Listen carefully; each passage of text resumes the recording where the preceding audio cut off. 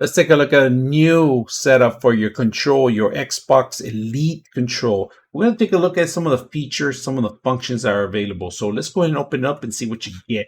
So if you have a control, if you just spend the money to buy the control, then you want the best for the controls. Now let's take a look at what's available with there, right?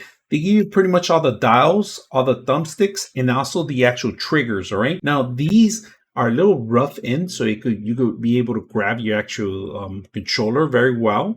And this is the smoothest thing that they have here. The surface is very smooth, and of course they give you the tool to remove everything. And if you guys notice, these are the longer ones, and these are the actual shorter ones. So they have different ranges for your controller. Of course, I like that if you don't want to use them, you can always put them away in the packages. Very simple. I like that they give you everything through in doing the dials, including the actual hand one. And if you don't like the traditional one, you can always replace it with the actual original ones. All right. So I like these, the actual analog parts of it. All right. Let's start with the bottom padding. All right. And if you guys notice, these things need to be up. All right. So in reality, you got to find out which is which. And it's very simple. All you got to do is follow the directions and they just slide in. This is simple. It's in there. Now we're going to do the other side. And I'm going to show you how to remove them, right? By the way, there you go. So we got the two of them. If you want to remove them, all you got to do is go sideways and then take them off. You don't have to do anything, all right? And they just slide in right away.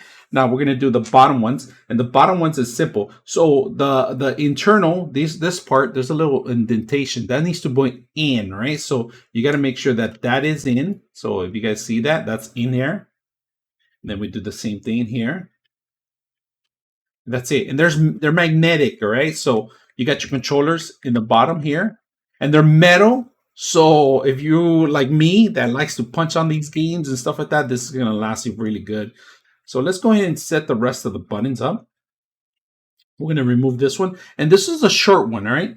The short one goes in here. So we do have a replacement here.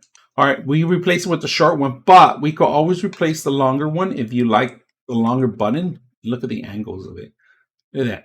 So if you're like players that need longer, that they want to use this as a controller, maybe to play some arcade games or anything classical games, look at this. You can modify it to larger. So right now we are going to put the short one. I like the short ones right now. So keep it short. And if you look at the angle of it, so you could change them vice versa to the larger one if you want, right? So let's go ahead and replace this pad area, right? On the padding itself, it's simple. Look at this. It's magnetic, so it's all metal too, and that's it. Look at that. Customize your controller as you want. And then if you don't like this one, you can always go to the classic one, all right? The classic pad. Look at that. The classic pad. Keep it real like that, you know? So simple to upgrade, easy to upgrade the controller, especially with the accessories they sell now these days for the system. You can change the colors. You can buy different colors on it.